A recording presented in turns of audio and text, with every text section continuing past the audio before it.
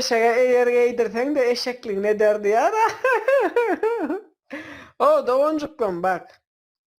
Eşeğe atın eğerini giydirsen de eşek golyandır bilen ütgen zat yoktur.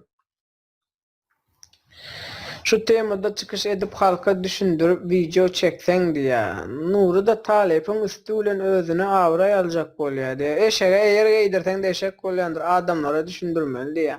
Adamlar bilya.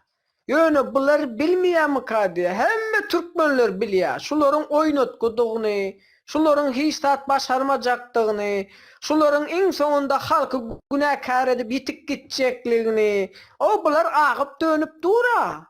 Halk günahkar, halk bizi goldan, halk eyden, halk beyden, o halk çıktıydı mı bulara? Hani bana görkezin, şulara aktivist bol diyen ba mı?